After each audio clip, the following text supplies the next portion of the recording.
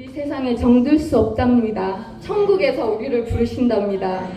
근데 그러다 보니 하나님 우리가 이 땅에 있을 때 그냥 가만히 내버려 두시지 아니하고 여러 가지로 이렇게 과정을 겪게 하시고 훈련도 하시고 그런 것들에 대해서 조금 아버지 마음이 어떤지 뜻이 어떤지 말씀을 통해서 좀 이해가 더 이렇게 알지만 또 이렇게 살펴보는 시간 되기 간절히 원합니다.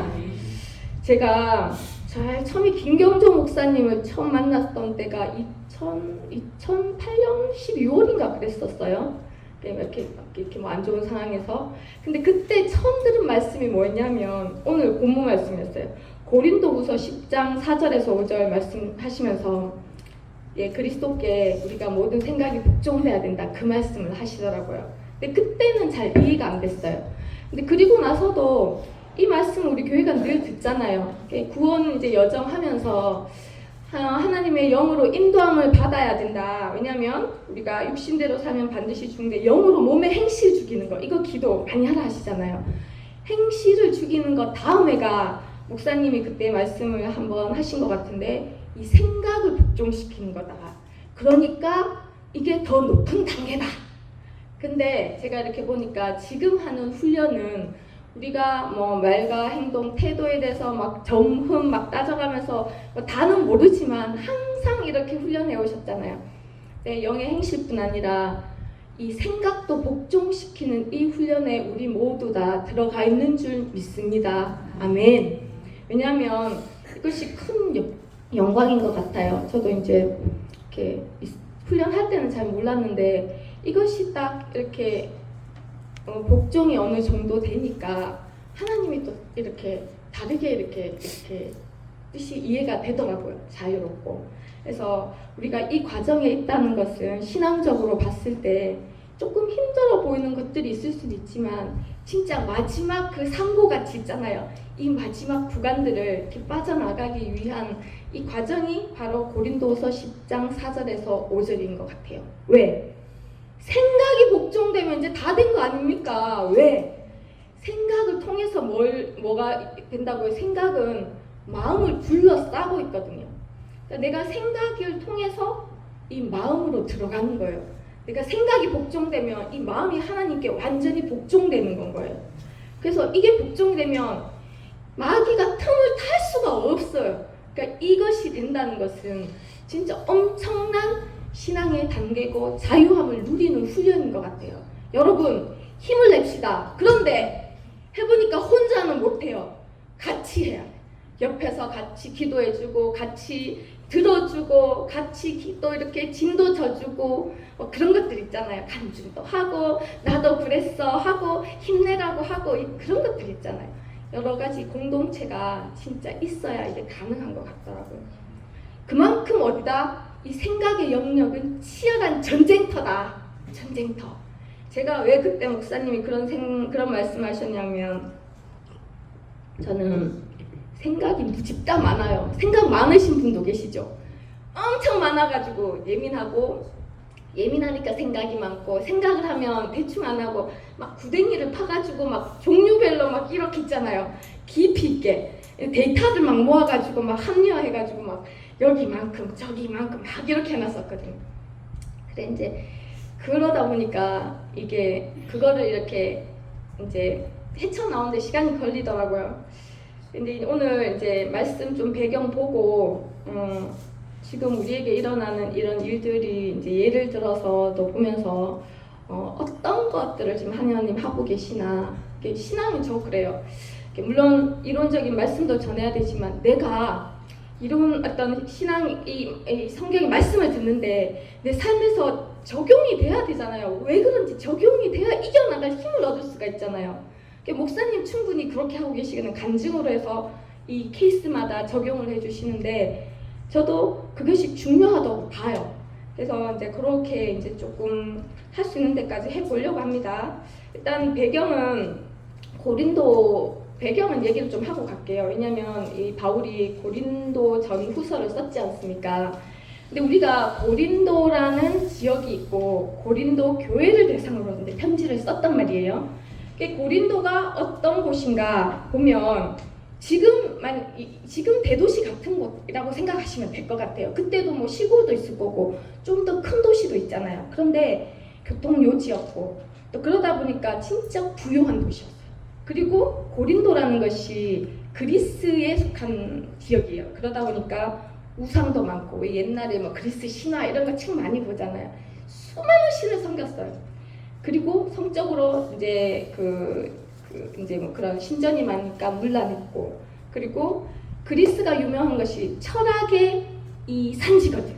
거기서 모든 철학과 수학과 모든 문학 이런 거의 그 기초 있잖아요. 기초가 거기서 났거든요. 그러니까 얼마나 이 막 이론을 만들고 막 따지고 막 오늘은 막 이런 내일은 저런 막 지식적인 게 막 유행을 했다는 거예요. 요새는 막 문화가 유행하고 음악이 유행하고 막 옷이 유행하고 막 차가 유행하지만 그때는 이 그리스 특유의 문화권이 이제 그런 철학이 막 유행을 해가지고 종류대로 막 발전을 해서 막 말로 하는 모든 것들, 그런 곳에 고린도 교회가 있었단 말이에요. 그러니 고린도 교회가 보면 이제 편지를 썼다는 건 어떻다고 항상요? 문제가 많다. 근데 고린도 교회가 특히 다른 교회보다 문제가 더 많았어요. 그건 다 아시죠? 은사도 막 은혜도 막 넘치고 막. 그런데 불구하고 가장 문제가 많았던 것이 이런 사회적인 배경, 문화권 때문에 더 그런 거예요. 예를 들어 우리가 유대인들 같은 경우는 구별돼 있었잖아요. 이방 나라. 그래도 막 섞이긴 했지만, 근데 여기 완전 이방 나라잖아요.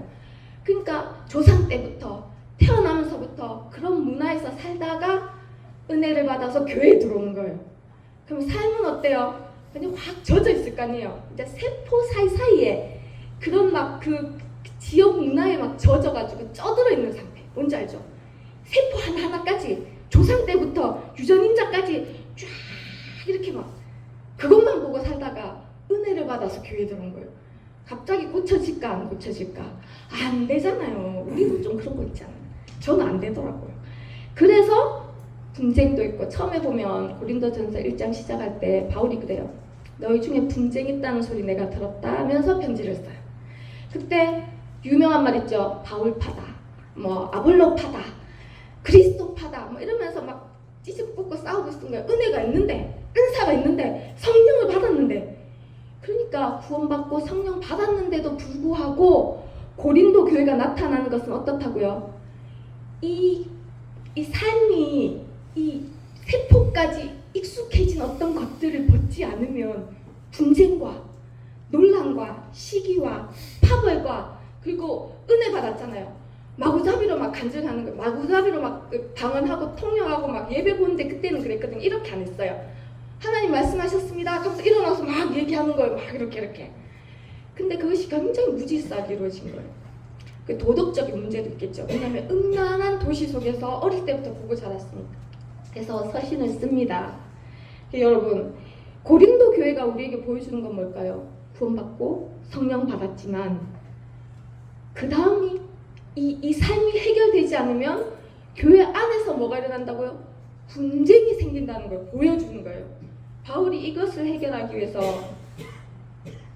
서신을 쓴 것이 고린도 전후서였어요. 그 전서에는 이래요. 간단하게 보면 바울도 진단을 내려야 되잖아. 너가 어떻게 해라. 그러면 이 갈등과 분쟁의 근본 원인이 너희 뭔지 아냐? 뭐라고 얘기했냐면 육적인 생각이다. 너희가 지금까지 살면서 세포 사이사이에 막 끼어가지고 있잖아요. 조상 때부터 문화 안에서 본 모든 이론과 생각들, 그 육신의 관점으로 보는 그 생각, 교회에서는 그렇게 하는 거예요. 그것 때문에 이 원인이 있는 거다. 그러니 너희가 성령을 쫓아서 행하라. 그러니까 영으로 육신을 다스리는 거죠. 근데 뭐라고 했어요? 생각이라는 거예요. 생각의 문제를 들고 일어나요. 바울이 너희가 행실뿐 아니라 생각조차도 성령이 다스려야 된다. 그렇지 않으면 이 문제를 해결할 수가 없다. 이렇게 고린도 전서에서 마무리를 했습니다. 여러분, 생각이 얼마나 중요한지 아시겠죠? 우리가 성령으로 육신의 행실을 다스리지만 사실 솔직하게 얘기해서 수많은 생각을 매일 하시잖아요.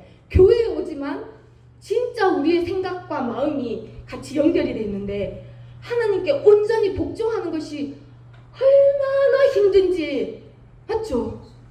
그렇지 않습니까? 그것을 바울이 얘기하는 거예요. 그러면서 너희가 왜 그래야 되는 줄 알아? 고린도전서에 보진 않겠지만 너희 몸이 성전이라는 것을 근거로 둡니다. 너희 몸은 네게 아니야. 여러분, 제가 처절하게 이번에 깨달은 게 있습니다.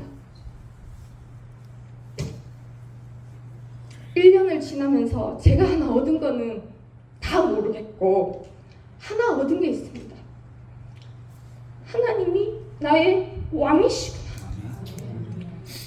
머리로 하는 거 말고요. 내 온 이 속에서 입으로는 고백하면서 내 마음은, 생각은 상황이 되면 내가 주인인 마냥, 내가 왕인 마냥 생각하고 판단하면서 하나님 앞에 대적했었거든요. 그게 대적인 줄도 몰랐습니다. 근데 생각도 주장할 수 있죠. 아니요. 요번에 제가 남은 것 하나는 뭐냐? 처절하게 하나님이 나의 왕이십니다. 하나님이 나의 주인이십니다. 지금 내 숨을 쉬고 호흡하고 있지만 내 생명도 내 것이 아니고 내가 내 것인 양 주장했던 모든 것이 내 것이 아니었구나. 이거 하나가 남아있습니다. 바울 같은 얘기입니다. 너희 몸은 그냥 몸뚱이가 아니라는 거예요. 썩어져갈 육신이 아니라는 거예요. 성전이다. 성전이랍니다, 여러분. 그것 때문에 육신의 생각대로 살면 안 된다라는 것이. 너희 몸은 이것이 아니라는 거예요. 여러분, 이것이 우리 혼은 안다고 봐요. 내 혼이 안다는 거예요.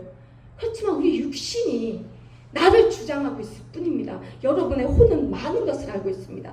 여러분의 혼은 여러분의 몸이 성전인 것을 알고 있고 여러분 자신이 본인의 것이 아닌 것을 분명하게 알고 있습니다. 여러분, 문제는 이 겉사람, 이 생각들이 무너져야 되는 것이 있다는 거죠. 아멘. 근데 기분이 나쁠 수도 있잖아요. 옛날에 들으면 내 몸은 내 거고 내 인생은 내 것인데 내 인생은 나의 것. 그러잖아요. 세상에서는. 내 맘대로 좀 하면 안 돼. 아, 이거 왜 하나님이 내 인생까지 간섭하지? 그럴 수도 있잖아요. 그런데 제가 이걸 깨닫고 나서 느낀 건 뭐냐면 진짜 자유함. 진짜 자유함. 왜? 원 질서대로 돌아온 거예요.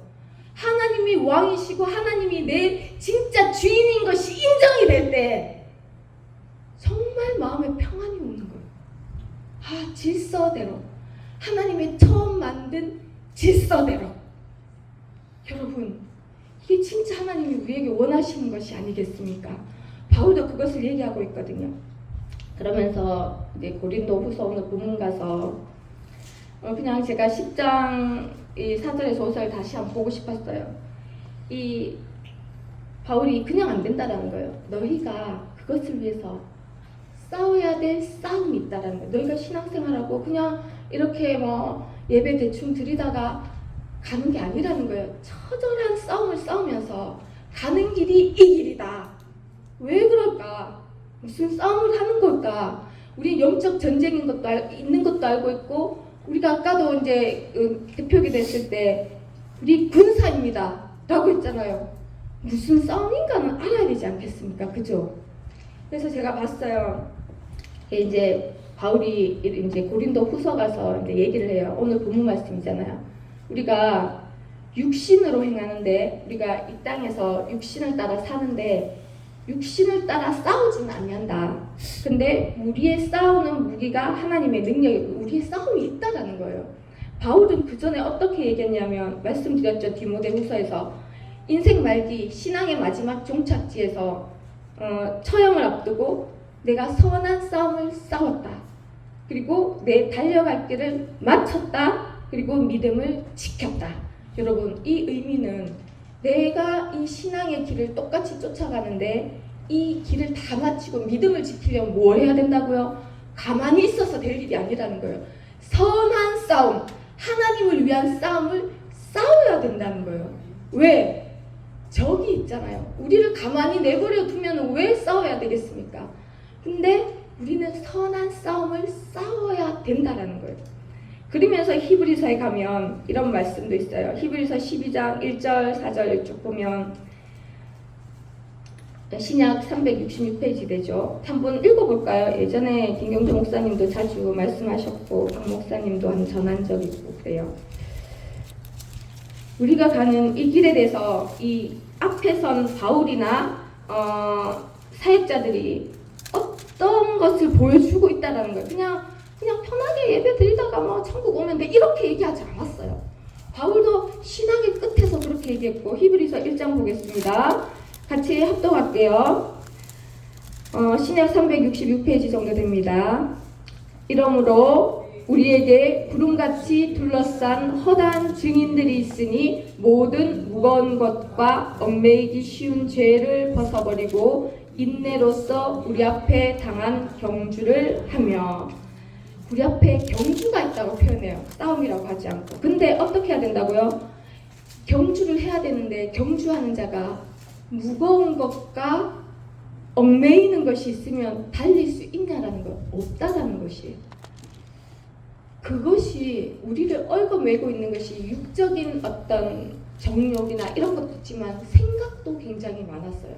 제가 신앙생활을 하면서 시험을 진짜 많이 들었거든요.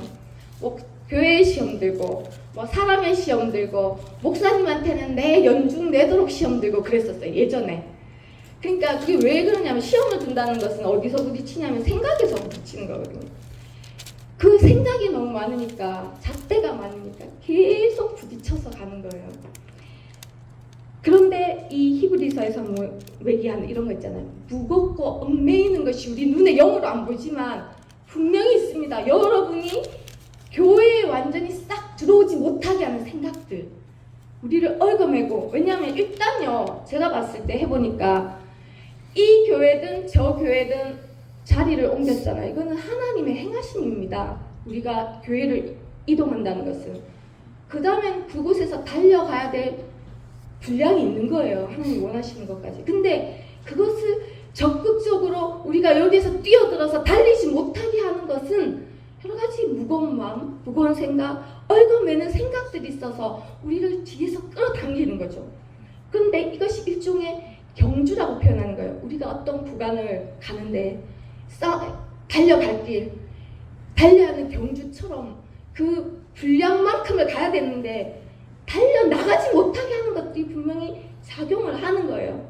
그것은 때로 교회가 마음에 안 들든지 아니면 뭐 사람이 마음에 안 들든지 환경이 마음에 안 들든지 내 환경이 어렵든지 아니면 목회자랑 부딪히든지 뭐 여러 가지 이유들이 있을 수는 있어요. 그런데 확실한 사인은 이곳에 오셨으면 여기에 뿌리를 내려서 분량만큼 자라고 달려가야 하는 것이 우리의 사명입니다. 할렐루야! 제가 그냥 생각나는 대로 할게요. 이전 교회에서는 이랬어요. 저는 어떠냐면 어디 싹 중앙에 안 들어가요. 교회나 어떤 공동체에 안 들어가면 그런 사람 있잖아요. 이렇게 겉으로 보는 사람. 우린 적극적이지도 않고 우리 방폭 스타일이라 그랬잖아요. 내가. 우리는 가로 이래 돌거든요. 싹 섞이지도 않고. 근데 그게 신앙적으로 엄청 손해더라고요. 그런데 어떤 때는 마음을 주셔가지고 전 교회에 있을 때는 하나님 그때 훈련 구간이었나 봐요. 진짜 교회를 매일같이 막 그렇게 막 했었어요. 막 사람들이랑 나눔하고 목사님 도와드리고 막 이런 것들을 정말 열심히 적극적으로 했었을 때가 있었거든요. 그러니까 이제 그런 것들을 경험해 보니까 아, 교회에는 자기의 자리가 있고 자기의 자리에서 이 마음을 붙여서 뿌리를 내리고 정말 맡기신 일을 진짜 충성되게 해야 되는구나. 그게 들더라고요. 그러니까 이렇게 처음에 오면 이렇게 겉돌게 되잖아요. 그죠? 그런데 빨리 여기서 뿌리를 내려야 되는 것 같아요. 그러기 위해서 서로가 서로를, 제가 봐서 그런 게 있는 것 같아요. 인정해주고 잘한다고 하고, 우리 목사님 잘하는 거, 잘하시는 거 그거잖아요. 이렇게 칭찬해주고 잘한다 해주고. 아마 그게 없었다면 저도 여기 뿌리 내리는데 더 힘이 들었을 것 같아요. 항상 잘한다 해주고 칭찬해주고 힘 주시고 이렇게 뿌리 내릴 때 우리가 서로 이제 그런 걸 해야 되지 않나 옆으로 또 세고 있는데, 하여튼 이런 히브리서에서 뭐냐면 내가 이제 신앙의 길을 가는데 경주에 비교하면서 달려갈 길을 비교하면서 가만히 두지 않는다라는 얘기를 하는 거예요. 선한 싸움을 싸우게 하는 존재가 있다. 그 다음에 무겁게 하고, 그 다음에 어떻다? 얽어매는 것들, 나가지 못하게 얽어매는 것들 있다라는 거예요. 이걸 어떻게 해야 된다고? 죄라고 표현했어요. 그러면서 이것을 벗어버려야 한다. 그렇고 밑에 히브리서 4장 12장 4절 가면 너희가 죄와 피 흘리기까지 아직 안 싸웠다. 사실 히브리서 이때 성도들은 엄청 힘들 때였거든요. 박 목사님 자주 얘기하셨어요. 진짜 박해가 완전 극에 달했을 때였어요. 바울도 감옥에서 처형 직전에 얘기했고, 그들이 공통적으로 말하는 건 뭘까? 예수님, 나 너무 좋아. 그냥 계시는 거, 하나님 왜 이렇게 사랑스럽지? 오늘 하나님 왜 이렇게 좋지? 막 이런 마음이 드는, 이 예수님을 믿는다는 게 도대체 뭔가? 이 사람들이 고백하기는 달려가야 하는 길이고 분명히 고단한 길로 보이잖아요. 경주처럼 모든 얽어매는 것을 벗어버리며 선한 싸움을 싸우며 그 달려갈 길 마지막까지 가야 되는 길로 표현을 하잖아요. 고생스럽게 보이지 않나요? 그런데 아니더라고요, 여러분. 이것을 벗어 던지고 가는 자는 달려가지 않겠습니까? 신나게 경주하지 않겠습니까? 벗어 던지면서 나를 잡아묶어서, 저를 잡아묶은 건 뭔지 아십니까? 우울함. 이 우울함이라는 것이 정죄감. 이렇게 있잖아요. 습한 안개처럼 이렇게 마음에서 올라와가지고 사람을 이렇게 끌어당겨 우울하게, 무기력하게, 정죄감으로 쭉쭉 늘어지게. 그런 것들이 우리 안에 있어요, 여러분. 사람마다 틀리겠지만 그게 상처로 있을 수도 있고 여러 가지 우리 안에 알 수 없는, 우리는 서로를 다 몰라. 그럼 하나님만은 아셔. 하나님만은 아셔. 내 안에 뭐가 있는지. 그런데 나도 어떻게 할 수가 없어. 맞잖아요. 그런 것들이 내 안에 있어요, 여러분. 그것을 오늘 본문에는 견고한 진이라고 했습니다, 여러분. 왜 견고한 진일까요? 견고한 진은 요새라는 뜻입니다. 견고한 요새 중에 기억나는 거 하나, 여리고성. 왜 견고할까? 여기가, 이 여리고성이 하나님의 군대, 이스라엘 군대가 막 진군해 왔잖아요. 진군해 와서 하나님의 땅이었어요. 영으로 봤을 때 그 가나안 땅 입구에 여리고성이 쫙 서 있었거든요. 하나님의 군대가 자기 것을 정치하기 위해서 오면 문을 열어야지. 성문들이 문을 들어야지. 머리를 들었어야 되지. 근데 전부 문을 닫고 있었거든요. 결국 하나님의 능력에 의해서 무너졌었습니다. 그리고 거기 신축하지 못하겠어요. 손대지 못하겠거든요. 우리 안에도 그와 같은 견고한 요새가 있다라는 거예요. 자유해진 분도 있을 겁니다. 그렇지만 나도 인지하지 못하는, 하나님께 어느 정도는 갔어. 더 나아가는 것을 방해하는, 가로막는 뭔가가 우리 가운데 있다라는 거예요. 그거는 바울의 지금 말씀으로 얘기해요. 왜? 이 신앙의 초신자에게 하는 얘기가 아닙니다. 고린도 교회 성령의 충만함을 받고 은사가 나타나고 사역을 하고, 그렇지만 분쟁 가운데 늘 있는 이들에게 너희 싸우는 무기는 하나님의 능력인데 너희 가운데 뭐가 있다고요? 지금 오늘 본문 볼까요? 자, 너희 싸움을 싸워야 돼. 그러니까 쭉 둘러봤듯이 뭐라고요? 우리가 가는 길은 어떻다고요? 그냥 넉넉히 갈 길은 아니다. 싸우며 이 죄들을 벗어버리며 정말 선한 싸움을 싸우며 가는 이 길로 다들 묘사하고 있는데, 바울도 지금 마찬가지로 10장에서 우리의 싸움이 있다라는 거예요. 그러나 뭐라고요? 무기가 있다. 하나님의 능력이 우리 가운데 있다라는 거예요. 말씀도 있고 성령도 함께 하시고. 할렐루야. 그것은 분명합니다, 여러분. 내 안에는 굴복되기 싫어하는, 꺾이기 싫어하고, 하나님께 맞아요, 하나님 저 그런 면이 있어요. 저 이제 하나님 앞에 제 문을 열고 싶어요. 이런 마음이 있어도 내 마음대로 안 되는 부분이 있더라고요. 어쩔 수 없는, 아까 얘기했죠. 견고한 진이 왜 견고한 진이겠어? 우리 세포에 유전자에 대대로 조상의 가문으로부터 피에 얽혀있는 이 견고한 짐, 내 환경 속에서 24시간 경험하면서 쌓여진 그 모든 것, 상처도 있고 여러 가지 경험들도 있는데 이 견고한 요새는 왜 생겼을까요? 내 안에, 우리 안에 나를 보호하기 위해서, 나를 보호하기 위해서. 알게 모르게 우리는 나를 보호하기 위해서 쳐놓은 벽들이 우리 안에 있어요. 아무렇지 않은 척하지만 근데 드러나지 않아요. 언제 드러나는 줄 아십니까? 일이 터져야 드러납니다. 일이 터져야. 환경이 바뀌어야 드러나는 거예요. 내 안에 그런 그 저항하는 거 있잖아요. 그럼 바울이 얘기해요. 너희 안에 이 견고한 진이 있다는 거예요. 이 하나님의 능력이 우리 안에 싸우는 무기는 하나님의 능력이라고 했잖아요. 근데 여러분 우리에게 싸움이 있습니다. 마귀도 있고 하나님의 능력도 있어요. 근데 뭘 무너뜨린다고 했어요? 마귀를 무너뜨린다고 지금 하지 않았어요. 뭘 무너뜨린다고요? 싸움의 대상이 누굽니까? 무너뜨리는 대상이 누굽니까? 이 하나님의 능력이 이때에 나를 무너뜨린다라는 거예요. 우리를. 물론 영적 전쟁도 있지만 이런 얘기를 하더라고요. 예전에 김경주 목사님 하신 말씀인 것 같아요. 우리의 싸움의 대상은 죄다. 맞죠? 죄의 배후는 누가 있습니까? 마귀가 있어요. 그런데 결국 진짜 싸움은, 실질적인 싸움은 나와의 싸움이라는 거예요. 왜 그러냐?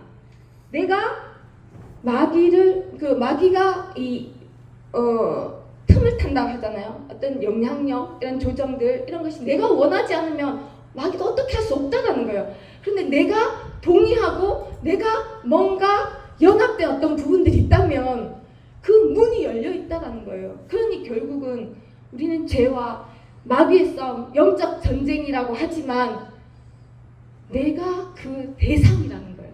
내가 생각을 허용하니까, 예수님 8년은 생각을 허용하니까 마귀가 들어갔었다라고 가룟 유다에 얘기하잖아요. 우리도 그렇거든요. 여러분 이 경로를 알아야 돼요. 진짜 무섭더라고요. 생각이 내가 하나님이 원하시는 생각이 아닌 것들을 허용하고 내가 말할 때 합법적으로 들어가는 거예요. 합법적으로. 그럴 때 그러니 정말 진짜 싸움이 자기 자신이라잖아요. 오늘 본문에 하나님이 이를 위해서, 마귀는 왜 그렇게 하냐? 전략은 뭔가 택한 자라도 넘어지게 하는 게 마귀의 목적이잖아요. 근데 어디를 공격하냐? 이 정도 수준이 되면 생각을 공격한다는 거예요. 생각을 통해서. 생각이 우리의 영적 전쟁터다. 왜냐하면 그것을 통해서 어디로 간다? 마음을 움켜잡는 거예요. 왜? 마음은 생명의 근원이 있는 곳이니까. 여러분 아십니까? 영은 마음 안에 가장 깊은 곳에 있다고 했습니다. 그 마음 안에 가장 깊은 곳이 있고 그 마음을 둘러싸고 있는 게 생각이라는 거예요. 그럼 우리가 생각을 침투하면 마음에서 영으로 얼마나 이 전쟁에서 승리할 수 있다라는 거죠. 그래서 이 하나님이 하시는 일이 여기에서 보면 우리를 무너뜨리는 일을 지금 하신다라는 거예요. 여러분 얼마나 이렇게만 보면 슬픈 일인가. 뭐죠? 견고한 진이 우리 가운데 있다라는 거예요. 그리고 또 뭐가 있죠? 모든 이론이 있대요. 왜? 고린도 교회에 유행했던 게 철학과 수학과 모든 문학이라 그랬죠. 그러니까 이론을 세우는 걸 즐겨 했었어요. 근데 우리도 그러잖아요. 우리 얼마나 바깥 세상에서 많은 것들을 배웁니까? 그런데 그런 이론들, 내 잣대, 근데 나쁜 거 아니에요. 여러분 이 시경 되면 견고한 진이 뭐 그렇게 나빠? 모든 이론이 뭐 나빠? 꼭 나쁜 걸 얘기하는 게 아니에요. 상식적으로 내가 봤을 때 내 생각에는 뭐 이런 것들 있잖아요. 그냥 세상에서 봤을 땐 정상적인 판단들, 합리적으로 그런 것들이 여기다 들어가는 거죠. 그런데 그러면서 하나님을 아는 것을 대적하여 높아진 것들이 우리 가운데 있다. 지금 누구에게 얘기한다고요? 성령을 받고 고린도 교회에서 사역하는 성도들을 향해 얘기하는 거예요. 우리가 교회에 있지만 우리 가운데 견고한 진이 있다는 거예요. 모든 이론이 있어서 하나님을 알아야 되는데 하나님을 아는 것을 대적에 높아졌다는 게 뭐냐면 하나님을 아는 지식을 환경 가운데 취해야 되는데 그러지 않고 저항하는 거예요. 저항해서 계속 나는 수긍할 수 없어요. 저는 하나님의 뜻을 알기보다는 내 생각은 이래요 라고 고집 부리면서 맞서는 걸 얘기하는 거거든요. 그런 것들을 하나님이 어떻게 하시냐면 다 무너뜨려 버리신다는 거예요. 여러분, 인간이 생각하는 동물이라는데, 동물이 아니죠. 예전에 보면 그런 말 하잖아요. 철학자들이. 생각하는 것이 중요하잖아요. 인간의 그 정체성으로. 근데 이런 것들을 다 무너뜨리려면 그냥 추상적으로 무너뜨리는 게 아니라는 거예요. 여러분, 환경에서 무너뜨리시는 거예요. 환경에서 일어나는 일들에 대해 부딪히면서 이런 것들이 드러나고 무너져서 결국은 뭘 원하시냐, 모든 생각을 사로잡아 그리스도께 복종하는 단계까지 간다라는 거예요. 여러분, 제가 그래서 예를 들면 이래요. 제가 전체적으로 종합해 봤거든요. 교회에 어떤 일이 있냐면 이런 방법들이 있더라고요. 하나님이 이제 우리를 훈련하실 때 이스라엘도 그랬잖아요. 이스라엘 공동체를 이끄는데 한 명의 리더를 세워서 모세에게 다 얘기했단 말이에요. 모세에게 이끌어내, 기적을 행하고 이제 이끌어내고 홍해를 건너고 광야를 들어가고 모든 일들을 모세의 뜻이 아니고 모세를 세워서 하나님이 모세에게 뜻을 전해서 리더자가 그것을 순종해서 모든 이스라엘을 이끌고 갔단 말이에요. 자, 그러면 우리 교회는 어떤 구조냐? 우리 교회는 조금 특이하잖아요. 지금 우리 교회는 연합체로 보셔야 되거든요. 목사님이 담임 목사지만 그럼 김경조 목사님은 목사님이 아니야. 이게 아니잖아요. 얘기 드렸잖아요.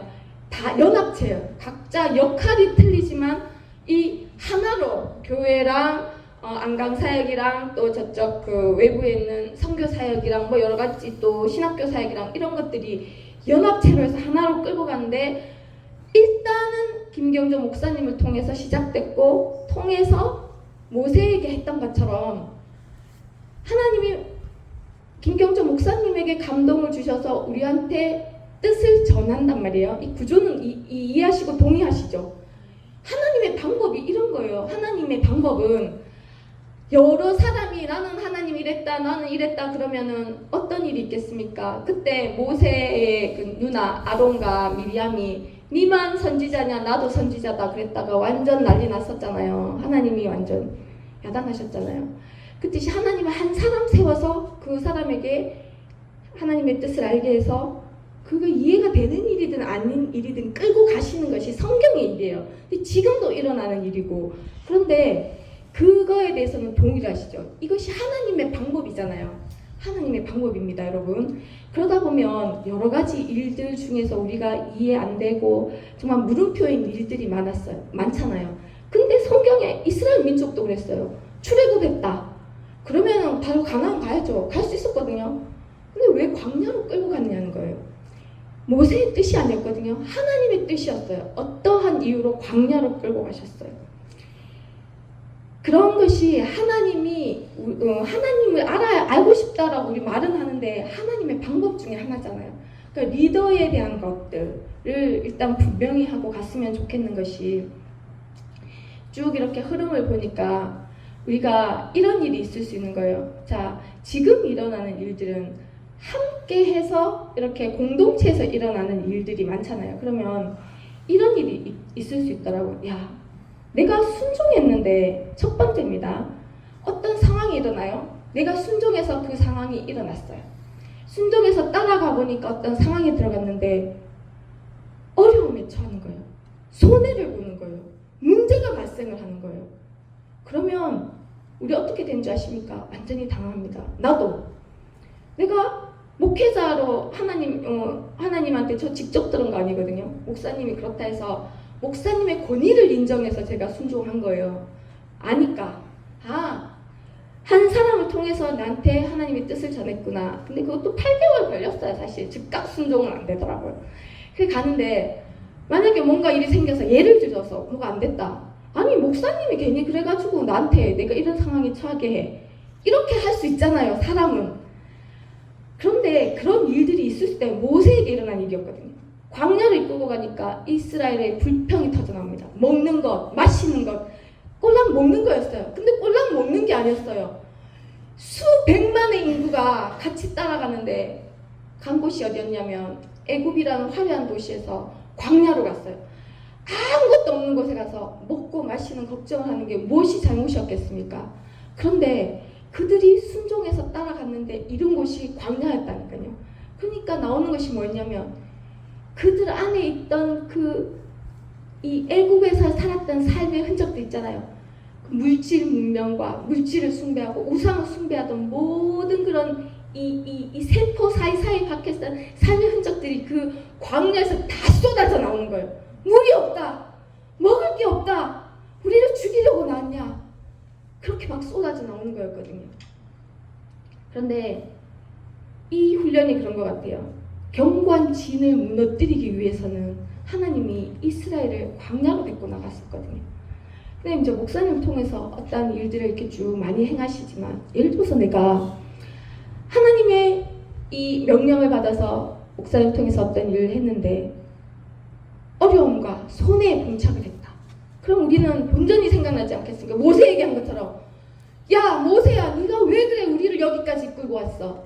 그런 원망하는 마음이 올라올 수도 있잖아요. 그런데 정말 우린 그런 자격이 있는 거 아니라는 거예요. 하나님이, 제 읽어볼까요? 그러면서 신명기 8장 2절에서 3장 보면 이렇게 말씀하세요.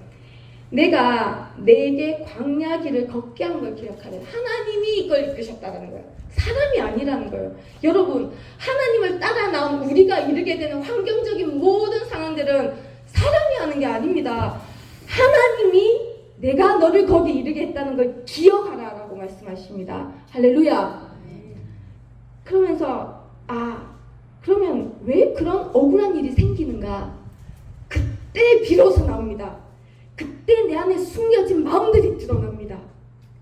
경관진들이 드러납니다. 때로는 어떻게 내가 이런 손해를 보게 할 수 있어? 물질적인 손해. 어떻게 나한테 직장을 이렇게 잘리게 할 수 있어? 직장이 문을 닫게 할 수 있어? 예전에 제가 말씀드렸잖아요. 어떻게 나한테 이렇게 어려움에 처하게 할 수 있어? 나는 순종하고 복종했는데. 이런 것들이 막 속에서 막 쏟아져 나오는 거예요. 여러분, 원망과 불평과 억울함과 육신의 생각이 막 물밀듯이 막 쏟아져 나오는 거예요. 그럴 때 제가 이번에 좀 생각해봤어요. 그러면 순종하면 성경에는 무조건 다 하나님은 우리를 복 주시고 어려움에 처하지 않게 해야 되는가? 내가 하나님께 순종하면 무조건 하나님이 나를 잘되게 해야 된다라는 생각이 있는 거잖아요. 맞죠? 내가 하나님께 복종했고 하나님께 헌신했으면 하나님이 무조건 나를 잘되게 해야 된다라는 생각이 우리 안에 있지 않습니까? 그런 것들이 드러난다라는 거예요. 목사님은 중간 결산하지 말라고 하셨거든요. 하나님이 이끄시는 방법은 하나님의 뜻대로 하시는 겁니다. 중간에는 사망의 음침한 골짜기도 있는 거예요. 다 잃어버릴 수도 있는 거예요. 손해 볼 수도 있는 거예요. 문제와 문제 가운데 헤맬 수도 있는 거예요. 그것이 중간 과정이라고 했습니다. 그러나 마지막에 우리가 이르게 되는 것은 하나님의 선한 뜻 가운데 있음은 확신합니다. 확신합니다. 나를 여기까지 이끄신 하나님이 나를 향해 선하신 뜻이 있는 것은 확신합니다. 그러나 내가 순종해서 중간 지점에서 어렵다고 해서 그것으로 우리가 하나님을 원망할 수는 없다라는 거예요. 멀리 보면, 여러분 성경을 보면 모두가 그랬어요. 예수님 보면 하나님께 순종함을 배웠다고 했어요. 그분이 하나님의 아들이 순종함을 배웠대요. 육신을 입고 와서. 그래서 십자가까지 가셨대요. 순종의 결과가 십자가에서 죽으시는 거예요. 대속하는 거였어요. 바울도 순종의 대가가 그 마지막 감옥에서 처형을 당하는 거였어요. 그럼 우리가 그런 사람이냐? 그분들은 모델이죠. 그럼 거기까지 안 가도 그러면 뭐냐? 이스라엘 민족을 보면 안다라는 거예요. 여러분, 우리 안에 신앙이 있다 하지만 우리는 많은 훈련을 받았거든요. 물질 훈련, 사랑 훈련, 환경 훈련, 모든 훈련을 거의 많이 다 받으셨어요. 그런데 경관지는 강력합니다. 제가 요번에 느낀 게 뭔지 아세요? 뿌리가 있구나. 강력한 뿌리가 우리 가운데 있구나. 위에는 처리됐을 수 있어요. 1차, 2차, 3차, 4차. 그런데 이 경관지는 강력합니다. 이 세포 사이사이까지 우리 온 존재에 뿌리 내리고 있는 그런 것은 드러나지 않아요. 억울한 상황이 되거나 그럴 때 막 솟아올라옵니다. 어떤 문제가 발생했을 때 드디어 하나님이 드러내시기 시작하는 거예요. 하나님의 능력이 아니면 이 뿌리에 대한 처리는 불가하더라고요. 내가 결심해서 처리해야지 한다고 해서 처리되는 게 아니더라고요.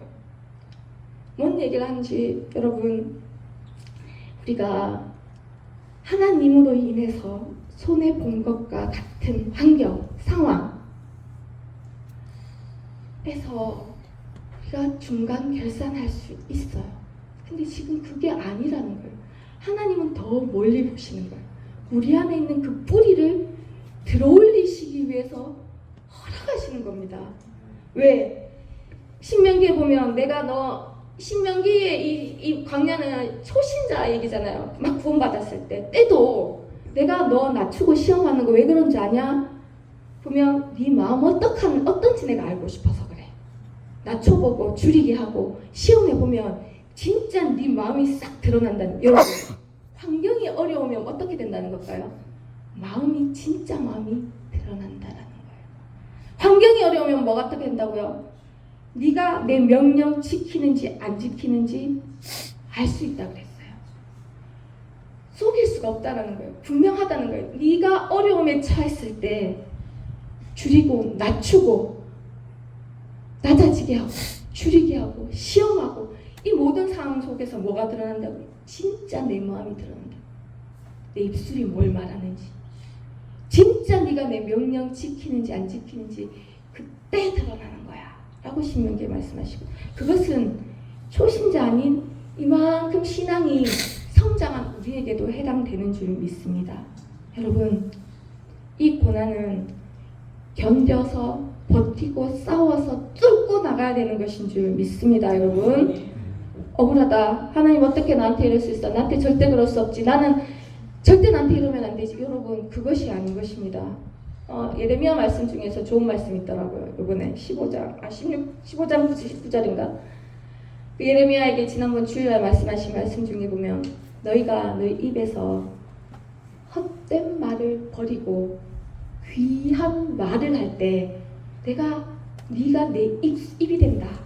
그 말씀 있잖아요. 헛된 말들이 어디서 나오냐? 이 생각에서 나오는 거 아닙니까? 진짜 하나님이 귀 기울이시고 네 입에서 나오는 그 헛된 말들 있잖아. 힘들다, 어렵다, 왜 이러냐고 해서 그런 말들 아니고 귀한 말, 나를 향한 그 하나님 귀에 귀하게 들리는 말, 그 말 할 때 너는 내 입술이 된다라는 그 약속의 말씀 얼마나 아름답습니까? 그것을 위해서 하나님 하시는 거예요. 그리고 두 번째 이런 게 있더라고요. 자, 여기서 사실 경고한치는 정체는 모르겠어요. 그러나 이거는 나를 보호하기 위한 거예요. 상처도 있고 안 좋았던 기억들도 있고 그런 모든 것에서 나를 보호해야 되잖아요. 뿌리가 깊다라는 거예요. 이것을 여는 거는, 무너뜨리는 거는 여리고처럼 하나님의 능력이 아니면 불가능하다. 여러분이 어떠한 환경에 있든지 하나님은 목적이 분명하십니다. 우리를 무너뜨리는 거래요. 무너뜨리는 게 하나님의 목적입니다. 그리고 두 번째 이런 거 있더라고요. 이제 교회에서 빛 가운데 드러나는 것들 있잖아요. 드러나는 것들 보면 이렇게 목사님이 한 번씩 이렇게 여러 가지를 드러내면 흠과 점인 것들을 우리가 이해하는 것들이 있어요. 그런데 윤리 도덕적으로 봤을 때 크게 문제가 되는 건 아니시죠. 그래서 자식 사랑 좀 할 수 있지, 조금 더 많이, 그런 거 있잖아요. 그리고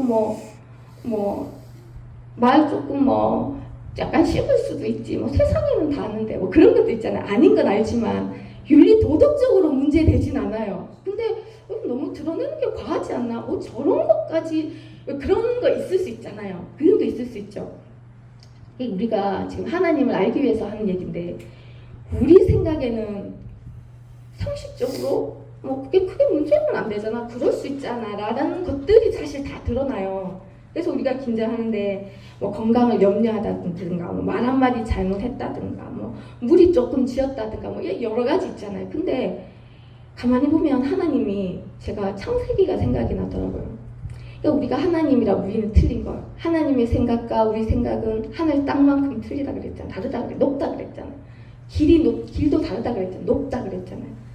근데 선악과를 제가 생각해봤거든요. 하나님이 아담에게 준 법이 하나 있었어요. 선악과 먹지 말라. 그 윤리 도덕적인 법이 아니에요. 가만히 보면 사람 죽이지 말라거나 물건 훔치지 말라거나 이런 법이 아니에요. 근데 꼴랑 과일 하나 먹지 말래요.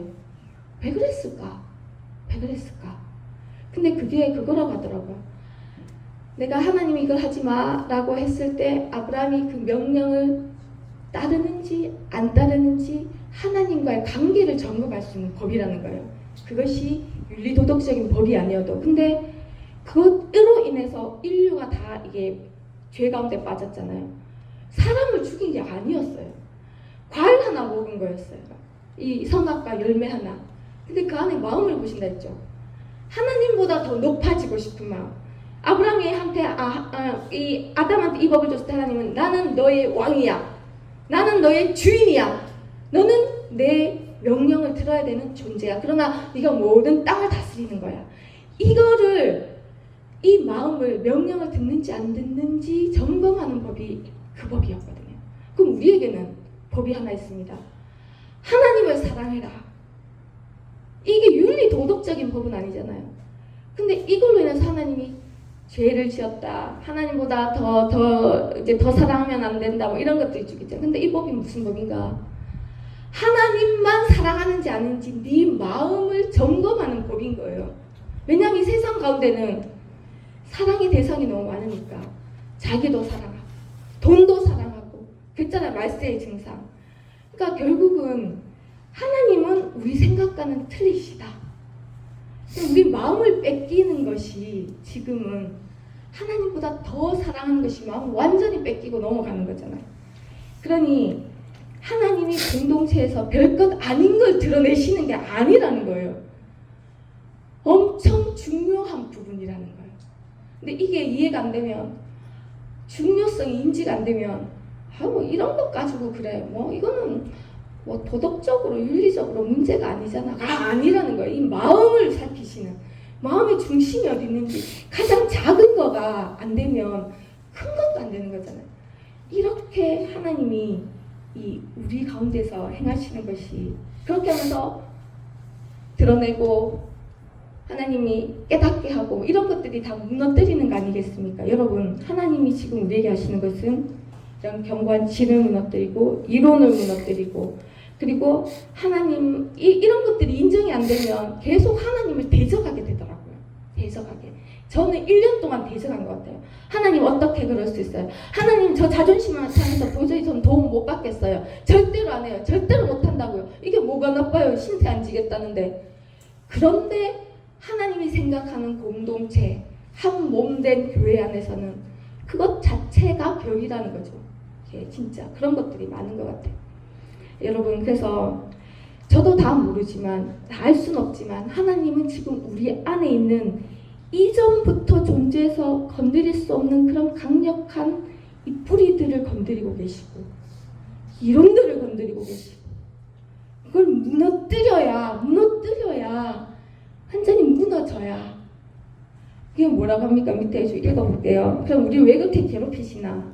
8절을 같이 읽어보도록 하겠습니다. 같이 합독하겠습니다. 주께서 주신 권세는 너희를 무너뜨리려고 하신 것이 아니요 세우려고 하신 것이니. 우리가 다 영적으로 이해하지 못하지만 말씀을 신뢰해야 될 줄 믿습니다. 이것은 무너지는 것이 아니고 세워지는 것인 줄 믿습니다. 할렐루야, 할렐루야. 여러분, 여러 가지 어려운 인생 자체가 여러 파도 가운데 있잖아요. 이 모든 것이 내가 무너지는 것 같고 절망스러운 것 같지만 우리 주 안에 있습니다. 주님이 우리와 함께 하십니다. 제가 경험한 하나님, 나를 구원한 하나님, 절대로 우리 향해서 선하시고 내버려 두시지 않는 분이십니다. 전 그것에 대한 확신입니다. 그래서 그분이 나의 왕이심을 내가 고백하는 겁니다. 그분이 나의 주인이심을 고백하는 것입니다. 왜냐하면 그분이 나를 책임졌으니까요. 여러분, 여러분의 환경에서 여러분을 건지고 책임질 분은 하나님이십니다. 무너뜨리는 것 같습니까? 아니요.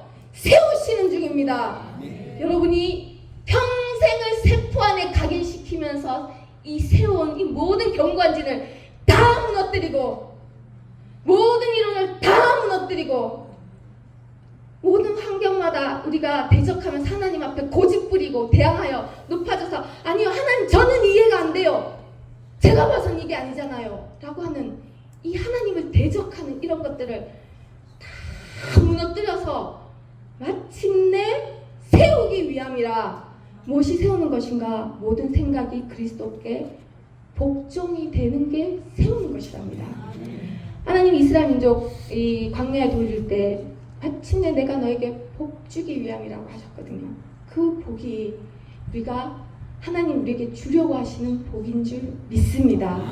여러분 정말 우리 하나님을 알기 원하는 마음이 우리에게 있잖아요. 그래서 우리가 그분 바라보고 환경 가운데서 소망을 가집시다. 지금은 하나님 우리를 힘들게 하고 무너지게 하는 것이 아니라 어떻다고요? 세우시는 중입니다. 세워서 하나님이 원하시는 만큼 만들어서 우리 모든 생각이 그리스도에게 복종이 될 때 이 교회가 사실 이 싸움은 개개인이 하는 싸움이 아니더라고요.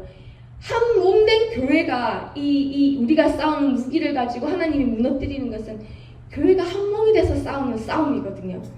이때 하나님이 하실 일은 정말 아름다운 것이 아니겠습니까?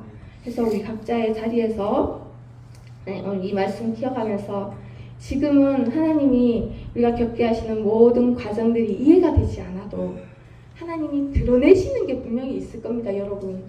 저는 진짜 다 드러나더라고요. 진짜 거역하고 정말 하나님께 불평하고 아까 뭐 이렇게 했잖아요. 뭐 헛된 말을 버리고 진짜 네가 귀한 아름다운 말을 할 때 네가 내 입이 되리라.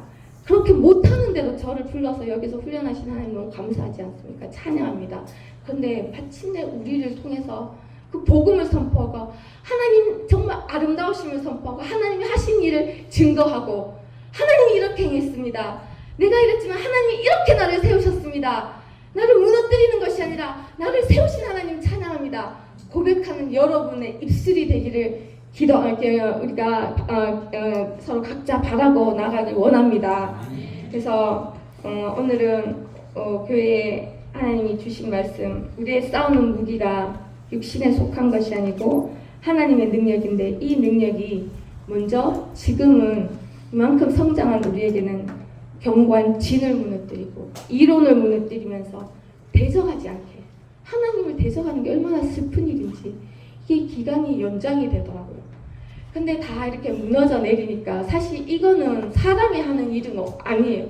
하나님이 하셔야 되더라고요. 하나님의 능력이니까. 사람이 결심한다고 된 것도 아니고 사람이 애쓴다고 되는 것도 아니고 하나님의 능력이 이것을 무너뜨릴 때 우리가 순종하고 나갈 수 있는 그냥 그 안에 머물러서 하나님의 행하심을 기다리면서 인내로서 그 길을 갈 수 있는 우리 모두가 되길 원합니다. 그렇게 해서 우리 모든 생각이 그리스도에게 복종되는 것이 얼마나 아름다운 일이겠습니까? 내 생각을 주장하지 않고 하나님 맞습니다. 저도 정말 그렇게 됐으면 좋겠다. 하나님 딱 말씀하시면 네 가겠습니다. 즉각 순종하고 하나님 탁 말씀하시면 네 끝까지 하겠습니다. 순종하고 하나님 탁 말씀하시면 100% 순종하고 아니 여기까지 90%인데 10%는 제가 봤을 때 알거든요. 이거는 제가 봤을 때 말이 안 되거든요. 이런 거 말고요.